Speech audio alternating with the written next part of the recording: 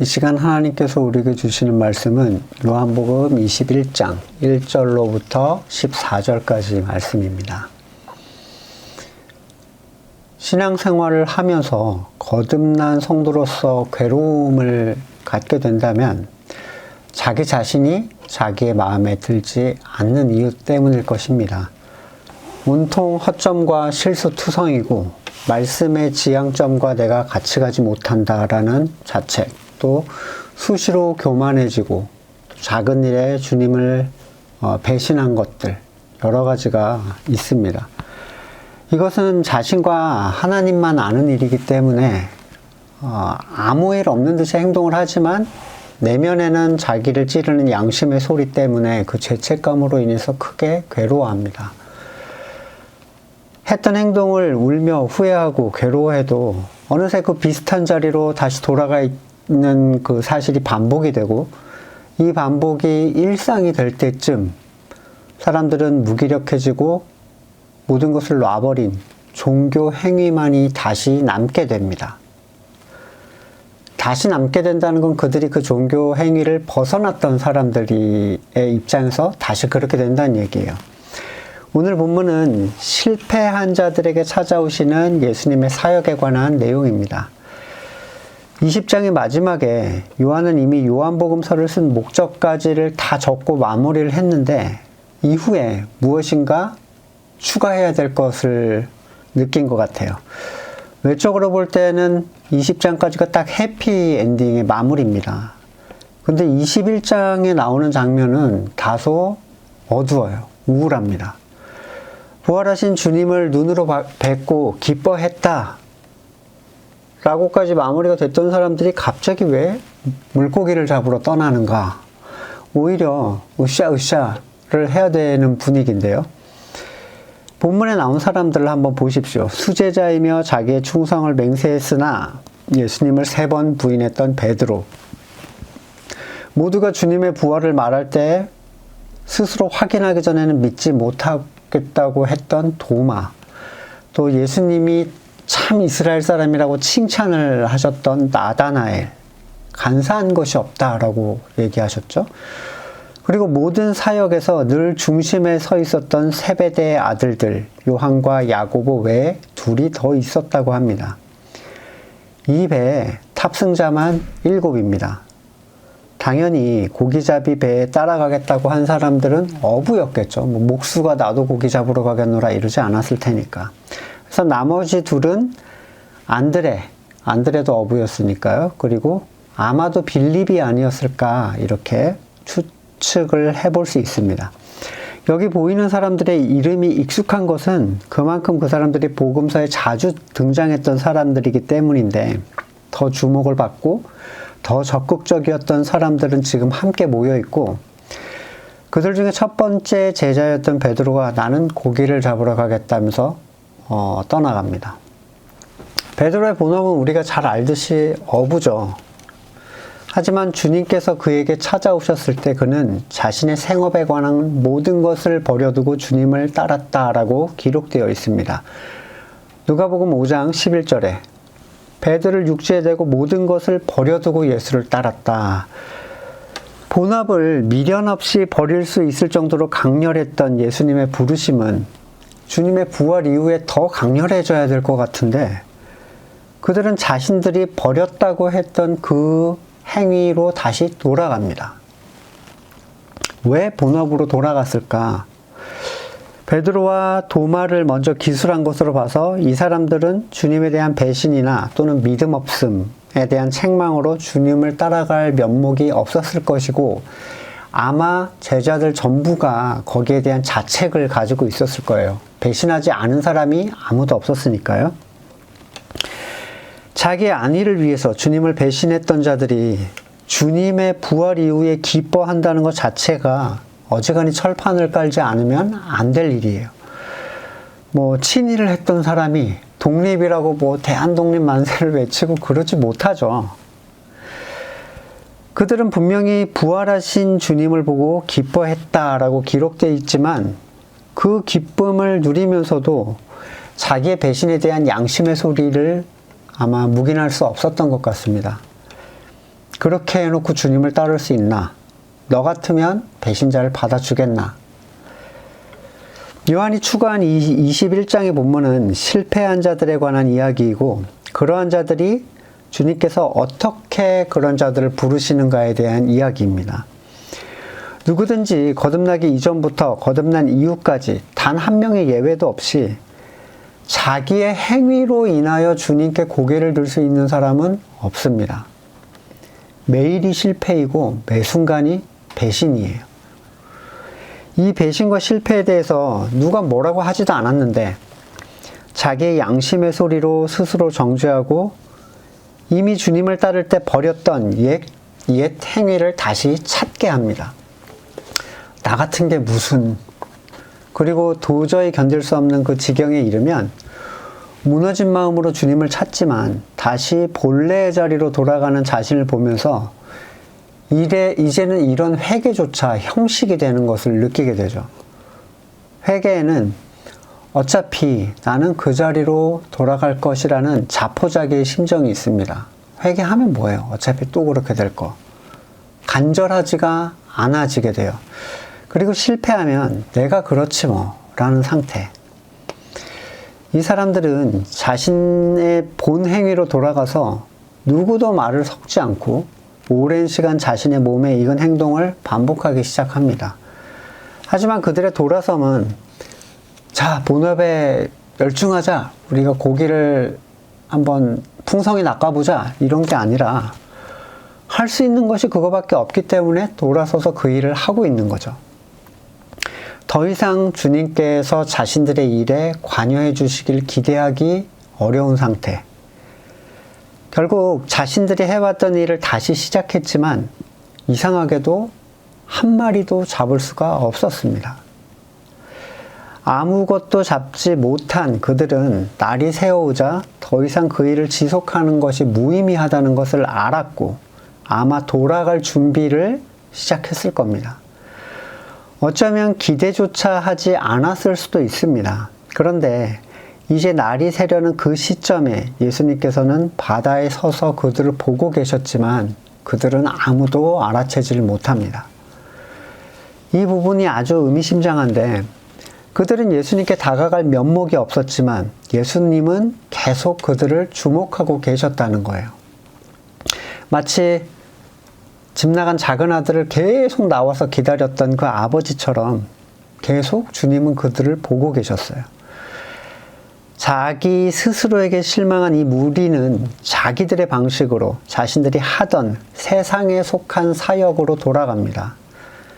사람 잡는 어부가 되게 하시겠다는 주님의 말씀은 그들에게 아무 의미가 없었고 아예 거기에 대한 기대도 없었습니다. 그들이 사람을 낚아본 경험이 있을까요? 예수님께서 어떤 걸 주셨죠? 그들에게 능력과 권능을 주셨어요. 사탄을 제어할 수 있는 모든 힘을 주셨죠. 천국 복음을 전하게 하셨습니다. 그들은 이미 사람들이 돌이키고 그들이 어떻게 자유롭게 되었는가를 주님께 와서 보고했죠. 이미 경험했지만 그게 사람을 낚는 어떠한 의미다라는 것을 이해하지 못했죠. 예수님께서는 구원에 관한 복음 사역을 고기잡이에 비유해서 표현하셨습니다. 주님은 그들에게 고기가 없음을 아셨지만 고기가 있는지를 물어보세요. 그리고 자신들이 잡은 것이 하나도 없다라는 사실을 인지하게 해주십니다. 베드로는 타인에게 말하듯이 잡은 것이 하나도 없다라고 얘기하죠. 이런 오고 가는 대화 속에서도 그들은 주님을 인지하지 못했습니다. 근데 이 낯선 사람은 이 실패한 전문 어부들에게 배 오른편에 그물을 던지면 잡게 될 것이다 라는 어이없는 충고를 합니다. 아니 뭐 동쪽으로 가서 던져봐라 라든가 이런 것도 아니고 고기잡이 배에서 오른쪽 왼쪽의 의미가 뭐가 있겠어요? 어떤 의미에서 이 말은 이 고기잡이 전문가들을 조롱하는 말처럼 들릴 수도 있을 겁니다. 근데 베드로는 무슨 생각에서인지 배 오른편에 그물을 던졌고 그분의 말대로 엄청나게 많은 물고기를 잡게 됩니다. 이런 일이 벌어지자 제자 중 요한은 이 낯선 사람이 예수님이라는 걸 깨닫게 됩니다. 무엇이 그들로 하여금 예수님을 떠올리게 했는가? 바로 첫 번째 그들을 부르신 사건이에요. 고기 잡는 사건. 주님과 그들이 대화를 한 거리가 대략 90m쯤 된다고 해요. 파도가 치는 바다에서 물소리가 들리는 데서 소리를 질러서 서로 소통을 했습니다. 아직 날이 어두울 때라면 얼굴이나 목소리로 알아볼 수는 없었을 것이고, 그들에게 예수님을 떠올리게 한 가지는 그분의 가르침, 그리고 그분을 통해 경험한 고기잡이일 것이에요. 누가복음 5장에서 예수님이 제자들을 처음 부르실 때, 그때도 그들은 자신의 일에 실패를 했었습니다. 여기서 한 가지 우리가 봐야 할 것은, 지금 이 고기잡이는 단순히 한 개인의 직업 영역을 얘기하는 게 아니라는 사실입니다. 그들이 실패한 것은 고기잡이를 하는 일이 아니라 성도를 낚는 일에 실패한 것을 보여주는 본문이에요. 다른 의미로 누군가 하나님의 일을 할 때 누구도 사람의 방식으로는 한 마리도 잡을 수 없다라는 그 실패를 드러내는 것이지, 세상의 일이 실패한다는 비유적인 의미로 받아들이는 경우는 상당히 큰 무리가 있습니다. 지금 이 고기잡이는 구원 사역에 대한 비유예요. 때문에 내가 하면 돈이 안 벌리는데 주님이 하시니까 돈을 벌게 된다라든가, 내가 하면 합격을 못 하는데 주님이 하면 합격할 수 있다라는 식의 비유를 여기다 들이대는 건 상당히 적절치 않습니다. 전문가였던 그들이 날이 새도록 고기를 한 마리도 잡지 못했을 때 예수님께서는 그들에게 나타나셔서 깊은 데로 가서 그물을 던지라고 말씀을 하시죠. 이제 제자들을 부르실 때 이제 그 사건을 얘기합니다. 당시 호숫가의 그물 낚시 방식은요, 날이 어두워서 저물게 되면 그때쯤이 수온, 위쪽 수온이 가장 많이 올라가는 시점이죠. 해가 딱 질 때가. 그러면 그때부터 얕은 곳에서 그물을 던집니다. 그러면 날이 밝을 때 이렇게 그물 던지면 그늘이 딱 지잖아요. 그러니까 도망간단 말이에요. 그러니까 날이 어둡고 수온이 위에 올라가고 그물 던졌을 때 도망갈 그 공간이 없어요. 저 밑쪽에. 그러니까 얕은 곳이어야만 돼요. 그들이 선택한 이 방식은 오랜 세월 사람들이 체험적으로 쌓은 효과가 있다라고 여겨지는 정석이었습니다. 근데 예수님께서 이 전문가들에게 제시한 방식은 세상적으로는 굉장히 미련한 방식이에요. 세상을 아예 모르는 사람들의 방식. 근데 무슨 이유에서인지 어부들은 예수님의 말씀대로 다시 깊은 곳으로 가서 그물을 던졌고, 너무 많이 잡힌 까닭에 그물이 찢어졌다라고 기록을 하고 있습니다. 나이든 어부라는 사람들이 어떤 사람일까요? 예수님의 제자의 절반 이상이 어부였는데, 어부는 굉장히 바닷일 하는 사람, 뱃사람들은 거칠죠. 목숨을 걸고 일해야 되는 사람들이기도 하고, 그리고 자기만의 노하우로 똘똘 뭉친 사람들이에요. 세상에 두 쪽 나도 내가 발견하고 체화한 방식을 고집하는 사람들. 나이 50에 가까운 이 어부들이 육지에 서 있는 사람이 제시하는 이 말도 안 되는 방식을 받아들일 이유가 어디 있겠습니까? 그들은 자신의 본래의 방식으로 돌아갔다가 주님께서 자신들에게 고기를 잡게 하신 처음의 방식을 다시 떠올립니다. 지금 현재 그분의 모습과 음성이 어떠하든지 이 일을 가능하게 하시는 분은 주님밖에 없다라는 분명한 확신 속에서 지금 저쪽에 서 계신 분이 예수님이다라는 것을 깨닫게 됩니다. 그들이 주님을 알아채는 데 필요한 것은 육적인 확인이 아니라 주님의 사역의 특이성이었어요. 세상이 거부해하는 미련해 보이는 방식, 그리고 이 성공적인 결과. 주님의 임재를 확인하는 것은 행사나 프로그램의 성공적인 마침이 아니라 복음의 방식을 사용해서 건져진 생명이 확인되느냐의 문제입니다. 자, 고기가 성도를 뜻한다는 것을 생각한다면 우리는 이 두 번의 사건, 실패한 어부들의 전혀 새로운 방식의 수학에 대해서 무엇을 봐야 되는가? 첫 번째로, 고기가 성도를 뜻하는 것이라면 세상의 방법으로는 결코 한 마리도 잡을 수 없다는 사실입니다. 물론 지금은 교회를 건물로 만들어서 그 안에 데려오고 등록시키고 세례 주거나 직분을 주면 성도를 만들었다라고 스스로 위안을 삼는 시대가 됐지만 그건 성도가 아닙니다. 육에서 난 것은 육이에요. 사람의 방식으로 만들어낸 성도라고 붙이긴 뭐하죠. 그 사람 안에는 생명이 있을 수 없습니다. 그것은 비린내 나는 생선일 뿐이고 베드로가 주님을 만나기 이전에 잡았던 고기들과 똑같은 거예요. 참된 성도를 낳는 존재는 오직 참으로 거듭난 생명이 있는 존재들이고 주님의 방식을 사용하는 존재들입니다.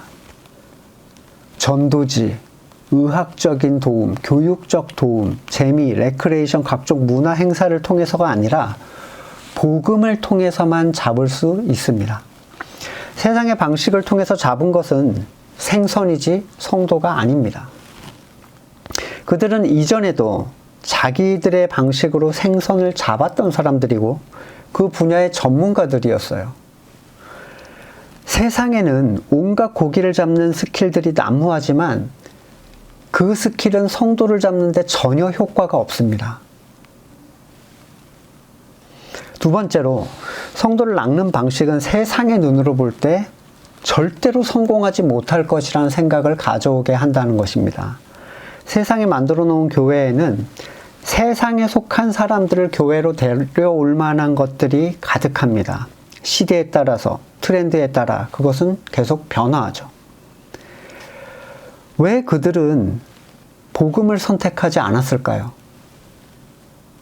그들의 눈으로 볼 때 그것은 세상에 절대 따라올 만한, 세상에게 매력적이지 않을 것이 분명하다고 생각했기 때문이에요. 깊은 데로 가서 그물을 던지라? 배 오른편에 그물을 던지라? 그들은 특별한 방식이 고기를 잡는 열쇠라고 생각하지만 성도라는 고기는 예수님이 그 안에 넣어주시는 거라고요. 여기 하고 있는 애들 잡는 게 아니라 예수님이 시킨 대로 뿌릴 때 예수님이 그 안에 고기를 들어가게 하시는 방식입니다. 주님께서 제시하신 방식을 쓰지 않으면 결코 단 한 마리의 사람도 낚을 수 없습니다. 전도의 미련한 방식으로 구원하시길 기뻐하신 하나님의 방식을 무시하고 자기들의 방식으로 데려온 사람들에게 형식적으로 목사가 설교하는 방식을 쓰려고 하는 게 현실이지 않습니까? 나는 말씀 몰라. 우리 목사님한테 물어보고 나는 데려오라니까 데려왔어. 수련회라고 해서 가보면 온통 성경적인 의미를 부여해 놓은 놀이들이에요. 아이들의 수련회를 가보면. 저녁에 한두 시간 설교하는 게 전부죠. 왜 그렇게 하죠? 한두 시간이 넘어가면 다음부터 안 온다고 할 거거든요. 그럼 안 온다고 하는 애들을 왜 과감하게 배제하지 못합니까?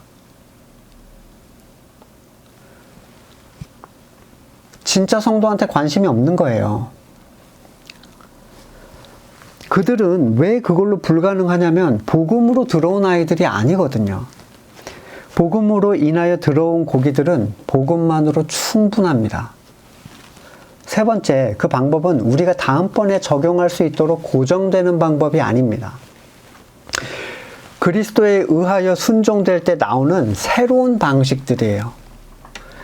그러니까 누구도 그리스도를 의지하지 않고는 그 방법을 계속해서 사용하는 건 무의미하다는 거죠. 지난번에 깊은 데로 가서 잡혔으니까 계속 깊은 데에다 던져요. 안 잡힙니다. 지난번에 오른편에 던졌으니까 계속 오른편에 던진다. 만약에 그것을 사람을 낚는 방식이라고 고정을 해버리면 더 이상 그들은 성도를 낚을 수가 없습니다. 현재 교회에 있는 예전들, 행사, 절기, 프로그램, 한때는 감동적이고 상당히 의미가 있는 것들이었어요. 효과적이었다고 생각했겠죠. 노방으로 전도를 나가서 누군가 전도했다? 그러면 그 효과를 확신하고 계속 그 행동을 합니다.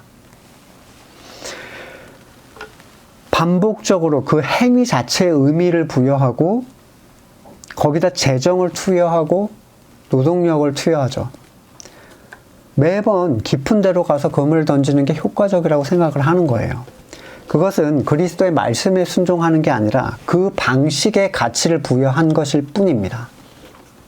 건물의 교회에 불어오는 수많은 유행들, 그게 찬양 집회이든 간증 집회이든 총동원 주일이나 알파코스든 간에 남이 효과를 봤다는 방식을 계속 사용할 뿐, 그때 주님의 음성을 따르는 방식이 아닌 까닭에 그런 것들은 절대로 거듭난 성도를 낚아내지 못합니다. 네 번째로, 그리스도의 방식으로 고기를 잡았다 하더라도, 그 체험이 있다 하더라도 자기의 방식, 세상의 방식으로 돌아가는 사람들이 있다는 겁니다. 이게 사역자 그룹에게 가장 치명적인 문제인데, 한때 복음만을 가지고 사역을 했던 사람들이 서서히 세상과 타협하거나 현실과 타협을 하면서 그 정죄감에 의해서 더 이상 주님을 따르지 않고 이전에 했던 나만의 방식으로 돌아가는 경우들이 그런 경우입니다. 왜 젊은 시절에는 가능했는데 나이가 들면 어려운가? 왜 그 순수함을 유지하기 어려운가? 그들이 불기둥과 구름기둥을 따라 자리를 털고 일어나기에는 너무 많은 짐을 버려놓은 거예요. 또한 그러한 삶을 사는 동안에 자기 스스로에게 실망을 하고 죄책을 느끼기 때문이기도 합니다. 그 양심이 그를 정죄하고 주님께 면목 없는 상태가 되면 영혼 없이 생계 유지를 위한 목회 행위를 반복할 뿐 주님과 동행하지 않는 목양을 하게 됩니다. 죽은 목회라는 것은 생명을 더 이상 건지지 못하는 목회예요. 사람을 낳지 못하고 거듭남과 영적 성장을 경험하지 못하는 목회. 실패한 자들끼리 배를 타고 나는 고기를 잡으러 가겠다라고 얘기하지만 그들은 한 마리도 건져 올리지를 못합니다. 외적인 모습은 분명히 고기를 낳고 있어요. 그물을 던집니다. 날 세워서 프로그램을 짜고 현수막을 만들고 건물을 청소하고 사람들을 모아서 계획하고 어울리지만 자신이 하고 있는 일이 목회라는 또는 신앙적인 행위라는 틀에서 영혼이 없이 진행된다면 그것은 분명히 멈추어 서야 할 시점이 틀림없습니다. 하지만 멈추는 게 쉽겠습니까? 만약 이미 건물의 교회의 틀 안에서 인간적 조직 또는 행사의 수장으로서 요구받는 사항을 계속 채워주던 사람이 그 일을 멈추는 게 가능하겠습니까? 이것이라도 하지 않으면 먹고 살 길이 막막해져 버리는 거예요. 그들이 그것을 멈출 수 있는 길은 주님께서 그들을 찾아주시는 방법밖에 없습니다. 오랜 사역자들 중에 어떠한 신앙적인 열정도 없이 설교 때우기, 때마다 해야 되는 설교를 때우는 방식으로 사역을 진행하는 분들이 많이 계세요. 베드로는 요한이 저 사람이 예수님이다 라는 말을 하자 본능적으로 자신의 겉옷을 들고 바다에 뛰어듭니다. 배와 육지의 간격이 90m쯤 됐는데 얕은 곳, 깊은 곳에서 이제 얕은 곳으로 들어가는 그 지점이었으니까 아마 뭐 걸어서 처벅처벅 하면서 올 수 있는 거리였겠죠. 왜 갑자기 이렇게 급히 뛰어들었는가? 아마 고기 잡는 내내 주님과 자신의 관계에 대한 생각밖에 없었을 거예요. 부활을 마냥 기뻐할 수만은 없는 자신의 과거로 인해서 깊은 자책과 후회를 하고 있었을 겁니다. 마치 사람을 낳지는 못하지만 결실이 없는 그 행위를 멈추지도 못하는 상태. 나는 왜 그렇게 두려워했을까? 왜 도망쳤을까? 주님은 나를 어떻게 생각하실까? 그때 3번 부인할 때 주님의 시선이 나에게 마주쳤다는 것. 분명히 베드로의 배신을 알고 계셨을 것이면서도 왜 배신에 대해서 한마디도 얘기하지 않으셨을까? 차라리 봤을 때 너 왜 그랬어? 라고 했으면 좀 마음이라도 편할 텐데, 베드로는 주님을 향해서 힘차게 걸어갑니다. 이전에 물 위를 걸었던 그 모습은 아니지만 어떻게든지 주님을 향해서 나아가기 시작합니다. 아마 그 얼굴은 땀과 바닷물로 범벅이 됐을 것이고, 슬픔이나 후회나 감격이나 또는 알 수 없는 감정에 의해서 눈물이 펑펑 흘러내렸을지도 모르겠어요. 죽이 되든 밥이 되든 이 문제를 주님 앞에 꺼내놓고 싶었을 겁니다. 다른 제자들은 큰 배를 그곳에 둔 채 작은 배로 갈아타고 육지로 이동을 합니다. 육지에 올라서니까 예수님께서는 숯불을 피워놓고 계셨고, 이미 생선과 떡을 굽고 계셨어요. 이 장면에서 예수님은 다시 이전에 행하셨던 한 장면을 떠올리게 하시는데, 이미 굽던 음식이 있건만 그들이 막 잡은 고기를 좀 가져와라 라고 말씀을 하십니다. 예수님께서 필요하신 것은 그들이 잡은 고기가 아니라 주님을 통해서 그들이 잡은 고기예요. 그것은 그들의 사역이 예수님께 받아들여지는 것을 의미합니다. 예수님께 의미가 있는 고기는 오직 주님의 방식으로 잡은 고기뿐입니다. 베드로가 잡은 것을 확인해 보니까 153마리 고기가 잡혀 있었는데, 우리가 잘 아는 모나미에 적혀있는, 볼펜에 적혀있는 숫자죠. 오른쪽에 던지라는 명령에 단 한 번의 투망으로 무려 153마리가 잡혔는데 그물이 찢어지지 않았다라고 기록이 되어 있죠. 누가복음 5장 6절에서 그들이 처음 주님의 그 기적으로 고기를 잡았을 때는 그물이 찢어졌다라고 기록이 되어 있어요. 아마 이 잡은 고기 사건은 여러 가지로 비교가 되는데, 처음에 그들이 고기를 잡은 사건과 마지막에 고기를 잡은 사건, 그들이 아직 주님을 알지 못했을 때 그들은 주님의 말씀에 따라서 던진 그물에 많은 고기를 잡았지만 그물이 찢어짐으로 고기를 다 잡아내질 못합니다. 영적인 비유로 하자면 아직 교회가 서지 않은 상태였고, 그들은 굉장히 미숙한 상태, 부활하신 주님을 알지 못하는 상태에서는 순종을 해도 고기를 잡을 수가 없었죠. 근데 실패 이후에 부활하신 그리스도의 뜻에 따라 던진 그물은 한 마리도 놓치질 않습니다.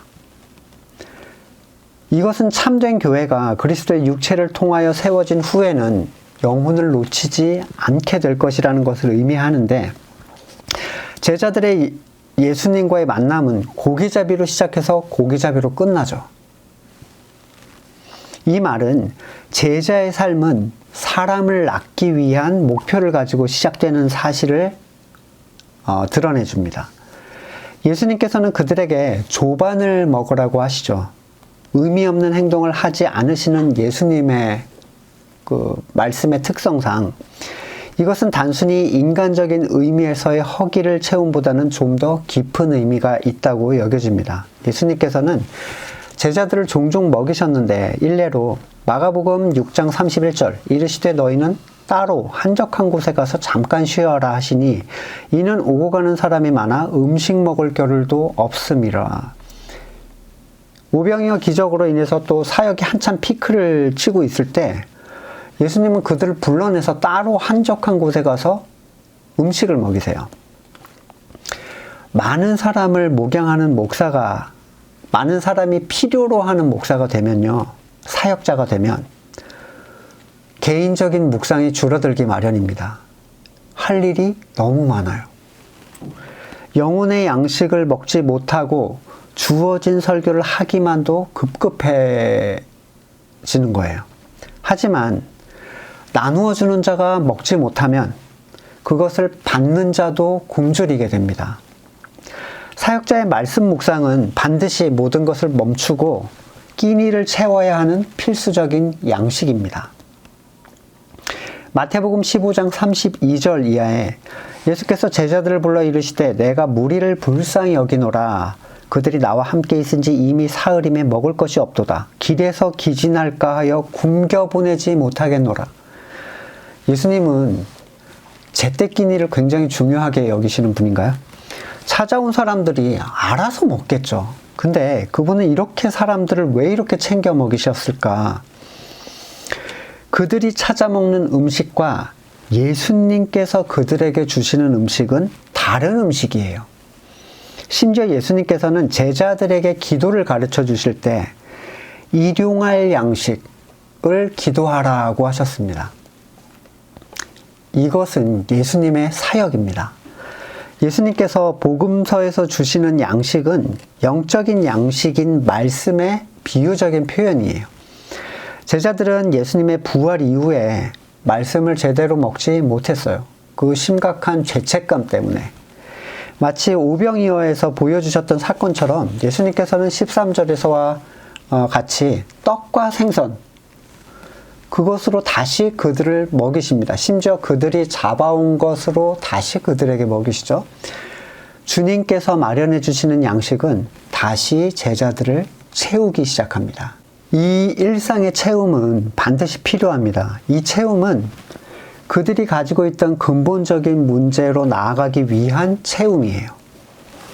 체력이 없는 사람들은 수술을 못하죠. 큰 수술을 못합니다. 체력을 키우고 오세요. 그래서 잘 먹고 오라 라는 얘기를 보통 수술 들어가기 전에 하는데, 그들의 영혼의 갈급함이 어느 정도 채워져야 근본적인 문제에 대하여 하나하나를 살펴볼 여유가 생겨요. 허기에 시달리던 에서는 장자권에 대해서 생각해 볼 겨를도 없이 무모한 선택을 하고 맙니다. 일용할 양식으로 날마다 자기를 채우는 것은 어쩌면 내가 처한 특별한 상황에 별로 영향이 없는 것처럼 생각이 들지도 몰라요. 지금 나한테 이 문제가 있는데 지금 이거 성경 이거 보고 있는 게 무슨 의미가 있어? 하지만 사실 그 양식을 통하여 본질의 문제로 들어갈 수 있는 힘을 얻게 되는 겁니다. 이 영혼의 갈급함으로 거의 죽어가던 제자들에게 예수님께서는 친히 가셔서 그들을 먹이고 채워주세요. 그리고 비로소 그들이 가지고 있던 식사를 끝날 때까지 기다리시죠. 그리고 그 이후에 그들이 가지고 있던 본질적 문제에 대하여 손을 대기 시작하십니다. 사람은 항상 급합니다. 삶이 짧음에 대한 어떤 본능 때문인지 우리는 모든 일의 순서를 건너뛰고 빨리 뭔가를 취하고 싶어 하죠. 광야도 건너지 않고 가나안으로 들어가고 싶어 하고 회개를 하지 않았으면서도 유업을 먼저 얻고 싶어 합니다. 모든 것에는 때가 있습니다. 채워지지 않은 영혼 앞에 네가 나를 사랑하느냐? 라고 물으셨다면 과연 베드로는 무엇이라고 얘기를 했을까? 그는 아마 나약한 속사람으로 스스로 무너지고 말았을 겁니다. 어쩌면 그걸 책망으로 여겨서 절망을 할 수도 있었을 거예요. 천천히 준비해 주신 것을 먹는 동안, 허기진 배를 채우는 그 침묵의 시간 동안 그들은 주님의 따뜻함과 배려와 사랑을 느꼈을 겁니다. 주님은 항상 하나님의 때를 기다리시는 분이죠. 주님은 전혀 급하시지 않습니다. 주님 지금 급해요. 언제까지? 이런 것은 주님한테는 아무 의미가 없어요. 천천히 읽는 개인의 묵상 시간. 이것은 우리에게 매우 귀중한 일용할 양식이 됩니다. 이것을 놓친다고 해서 큰일이 일어나는 건 아니지만 우리의 영적인 속사람의 능력은 점점 약해집니다. 이것을 읽는다고 당장 모든 것이 새롭게 바뀌는 건 아니지만 우리의 속사람은 점점 강건해집니다. 주님께서 주신 떡과 고기를 먹으면서 누구도 더 이상 이분이 누구이신지 묻지 않았고 물을 필요도 없었어요. 그냥 그것으로 자기를 채우면 되는 일입니다. 이제 그들은 주님께서 자신들을 떠나지 않으시며 함께 한다는 사실을 알게 됐죠. 예수님께서 누군가와 함께 하신다면 그것은 그가 무엇을 잘했기 때문이 아니라 주님께서 그를 택하셨기 때문에 함께 하시는 겁니다. 내가 무엇을 잘하여야 주님께서 나와 동행하실 것이라는 생각은 사람이 아직도 자신이 어떤 존재인지를 모르는 상황인 것이고 주님께서 왜 오셨는지를 모르는 거예요. 내가 잘해서 주님을 나한테 묶어놓을 수 있다면. 사탄은 항상 택한 자를 참소하려고 하죠.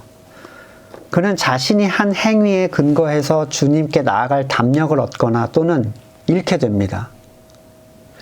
하지만 사람이 자신으로부터 주님께 나아갈 어떤 근거를 찾게 될 때 누구도 하나님 앞에 나아갈 수 없다는 사실을 아셔야 됩니다. 오히려 우리는 그럼에도 불구하고 더러워진 발을 주님 앞에 내어미는 자들이 되어야 합니다. 거듭난 사람들은 전신이 깨끗하여 발만 닦으면 됩니다. 이게 아니면 너는 나와 상관이 없다고 말씀하신 분이 주님이세요. 주님은 기꺼이 이 사람들을 자신의 형제요 하나님의 자녀라고 선언해 주시지 않았습니까? 하지만 이 말은 멋대로 막 살아도 된다는 어떤 방종을 허용하는 얘기는 아닌데 중요한 건 이거예요. 이렇게 생각하는 사람은 거듭난 사람들이 아닙니다.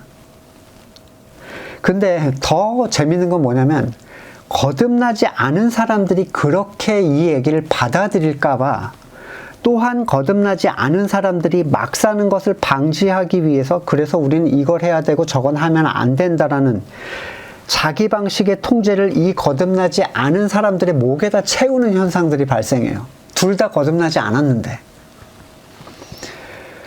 거듭난 사람들이 집중해야 되는 것은 거듭나지 않은 사람들이 이 말을 오해하면 어떻게 하지? 이 부분이 아니에요. 죽은 자의 일은 죽은 자에게 맡기고 우리는 주님을 따라가면 됩니다. 자신의 행위에 의하여 담대함을 잃게 되는 거듭난 자들에게 주님께서는 그들의 완벽함을 요구하시는 게 아닙니다. 인간은 본래 그런 존재이기 때문입니다. 그리고 조용히 그들을 채우시고 다시 그들을 고쳐서 세우십니다. 주님께서 부활하신 자신을 택하신 자들에게 드러내시는 것이 3번이 반복했는데 이 완전하게 자기를 드러내신다라고 얘기하죠. 하나님께서 누군가를 택하셔서 구원하시는 것은 그 사람을 사람 낚는 업으로 바르게 세우기 위함이지 단순히 그 사람을 천국에 보내시기 위한 게 아니에요. 거듭난 성도들은 자신의 나약함으로 발생한 사건에 대해서 스스로를 정죄하고 책망하는 것은 주님께서 그에게 원하시는 바가 아닙니다. 너는 뭐 양심도 없냐? 이런 얘기를 하실 이유가 전혀 없어요. 왜냐하면 원래 인간은 그런 거야 라는 걸 알게 해주시는 방식이기 때문입니다. 지금 당장 나의 양심을 불편하게 하는 문제를 제거하거나 처리하기보다는 그것에 급급해하기보다는 일용할 양식, 주님께서 떼어주시는 일용할 양식을 간구하고 조금씩 영혼의 속사람의 건강을 회복해 갈 때 하나님의 때가 오면 우리는 그 문제를 구원자 되시는 주님 앞에 놓고 마주하는 시간을 갖게 될 겁니다. 거듭난 자들을 힘들게 하는 문제들을 잠깐 뒤로 밀어두시고 주님께서 떼어주시는 양식, 참된 성찬, 그것을 통해서 속사람을 강건케 하는 우리가 되기를 간절히 소망합니다. 말씀을 놓고 같이 기도하겠습니다. 여러분이 주님 앞에 설 때 부담이 되는 어떤 여러분의 태도나 행동들, 걸림들에 대하여 이것을 어떻게 처리하고 있었는가, 혹시라도 내가 거듭나서 주님을 통해서 배웠던 그 고기잡이를 멈추고 형식의 행위로 돌아가고 있는 분들은 이 본문을 통해서 돌이키셔야 돼요. 그리고 하루하루 주님께서 주시는 음식을 먹으실 때, 드실 때 여러분 그 문제들은 어느 순간 해결되어 있는 걸 발견하게 되실 겁니다. 말씀을 놓고 같이 기도하겠습니다.